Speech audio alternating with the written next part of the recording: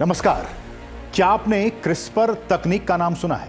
जी हां, वही तकनीक जिसके जरिए वैज्ञानिकों ने हाल ही में आज से 13,000 साल पहले लुप्त हो गई डायर वुल्फ की एक प्रजाति को फिर से जीवित किया है। वैज्ञानिकों ने पुराने डीएनए, क्लोनिंग और जीन एडिटिंग तकनीकों के सहारे डायर वुल्फ प्रजाति के 3 शावकों को जन्म दिलाया है। उन्होंने जेनेटिक इंजीनियरिंग की क्रिस्पर तकनीक के जरिए ही इसमें सफलता पाई है। इस सफलता के बाद दुनिया भर के लोग ये जानने को उत्सुक हैं कि क्या इस क्रिस्पर तकनीक के जरिए विलुप्त हो चुके वूली मैमथ या फिर डायनासोर, यहां तक कि मम्मी से इंसानों को फिर से जीवित किया जा सकता है। तो आज के साइंस स्पार्क में हम इसी तकनीक के बारे में विस्तार से जानेंगे।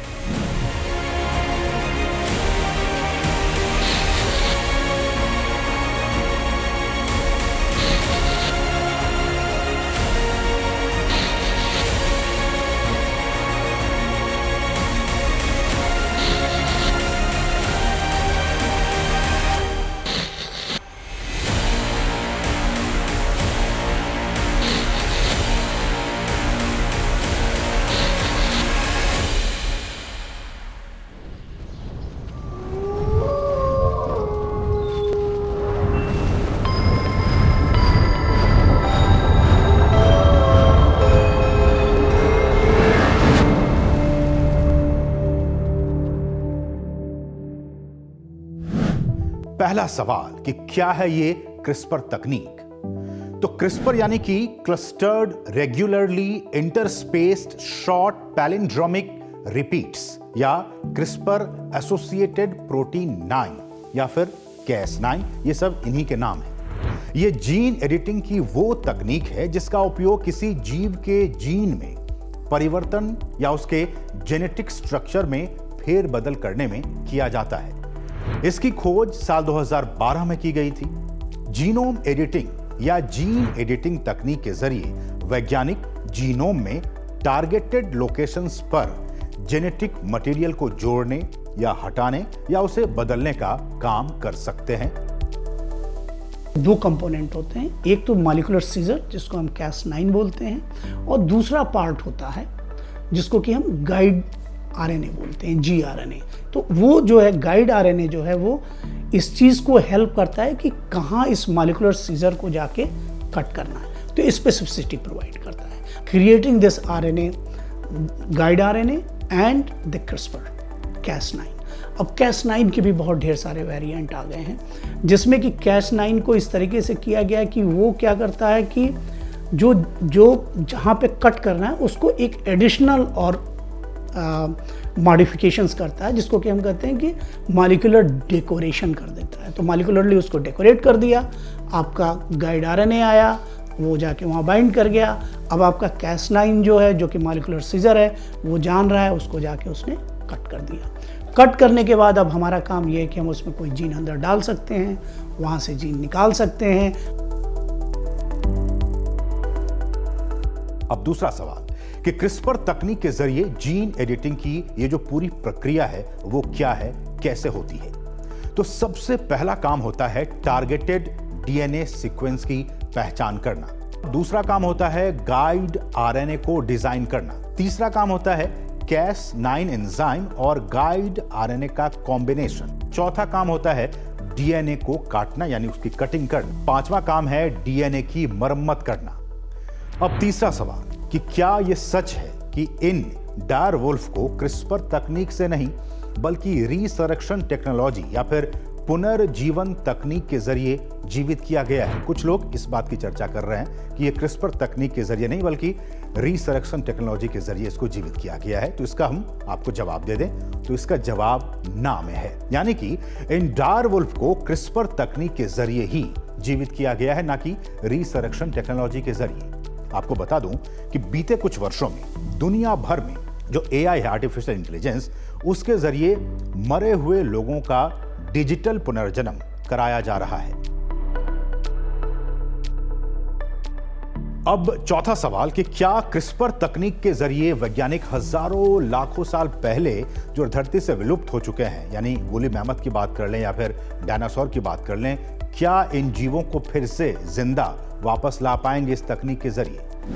तो आपको बता दूं कि वुली मैमथ एक विशाल हाथी की प्रजाति थी जो लगभग 7 लाख साल तक उत्तर अमेरिका और यूरेशिया के एक बड़े भूभाग पर रहती थी। वो लगभग 4000 साल पहले धरती से विलुप्त हो गए थे। वुली मैमथ को आज के एशियाई हाथियों का आप रिश्तेदार कह सकते हैं। वैज्ञानिकों को वुली मैमथ के कई जीवाश्म साइबेरिया में मिले, कुछ अलास्का में मिले और कुछ कनाडा के अलग अलग इलाकों में मिले हैं। इनमें से कई जीवाश्म बर्फ में दबे होने के कारण सुरक्षित रह गए थे और उन्हीं की वजह से वैज्ञानिक उसको निकाल पाए। वैज्ञानिकों की टीम ने प्राचीन मैमथ के जीनोम्स का अध्ययन किया और एशियाई हाथियों के जीनोम से उनकी तुलना की।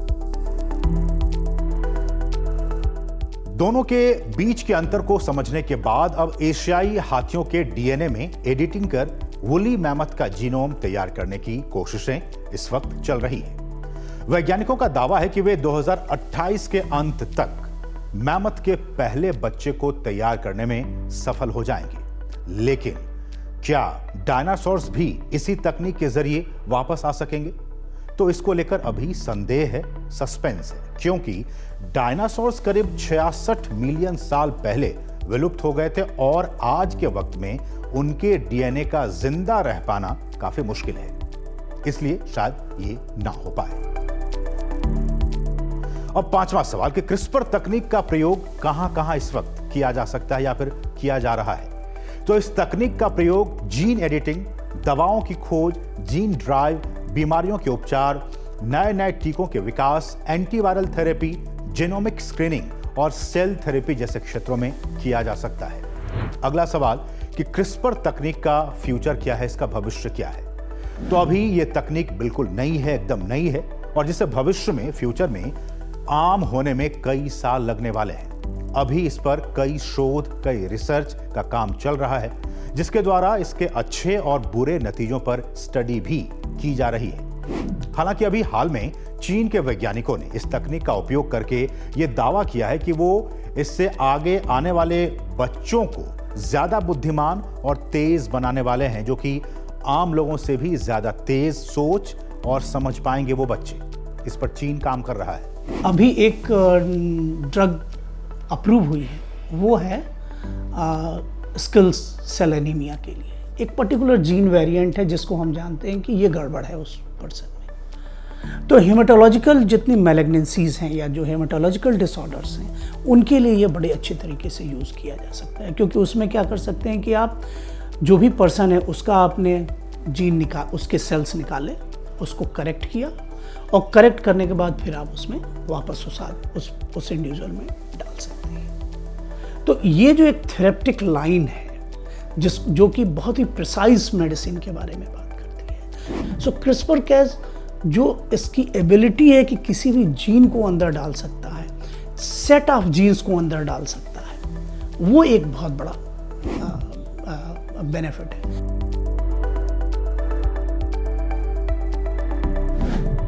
और सातवां और सबसे अहम सवाल यही आता है कि इस क्रिस्पर तकनीक के सामने नैतिक चिंताएं क्या हैं? एक बहुत बड़ी ये चिंता सबके सामने आ रही है कि इसका फ्यूचर कैसे हम इसका उपयोग कर पाएंगे, वैज्ञानिक इसका उपयोग कर पाएंगे। तो जैसा कि आपने जाना कि क्रिस्पर तकनीक कुल मिलाकर एक जीन एडिटिंग तकनीक है, लेकिन ये कुछ नैतिक मुद्दों को भी सामने लाने का काम करती है, जैसे कि जर्म लाइन एडिटिंग, जिसमें क्रिस्पर का उपयोग मानव जर्म लाइन यानी वो डीएनए जो अगली पीढ़ी को विरासत में मिलता है उसको एडिट करने के लिए किया जा सकता है। यह इंसानों में आनुवंशिक परिवर्तनों को स्थायी रूप से बदल सकता है, जिससे अनवांटेड और संभावित रूप से हानिकारक नतीजे भी सामने आ सकते हैं। जैसे क्रिस्पर का उपयोग करके वैज्ञानिक विशेष लक्षणों वाले बच्चों को बनाने के लिए, जी हां, विशेष लक्षणों वाले बच्चों को वैज्ञानिक बनाने के लिए भ्रूण को, एम्ब्रॉय को एडिट कर सकते हैं, जिससे कि डिजाइनर बेबी बनाया जा सकता है, जैसा कि चीन में चल रहा है। वहीं क्रिस्पर का उपयोग केवल अमीर लोगों द्वारा भी किया जा सकता है, जिसके पास काफी सारे पैसे हैं, वो भी इसको कर सकते हैं, जिससे समाज में एक असमानता बढ़ सकती है। कुल मिलाकर क्रिस्पर तकनीक में मानव जाति के कल्याण के लिए तो बहुत क्षमता, महान क्षमता मौजूद है, लेकिन इसके उपयोग से जुड़ी नैतिक चिंताओं को भी हमें जरूर ध्यान में रखना चाहिए। तो साइंस स्पार्क के आज के अंक में आपने विस्तार से जाना क्रिस्पर तकनीक के बारे में। अगले एपिसोड में फिर किसी स्पार्किंग टॉपिक के साथ आपके सामने होंगे हाजिर। तब तक के लिए मुझे और हमारी पूरी टीम को दीजिए अनुमति। नमस्कार।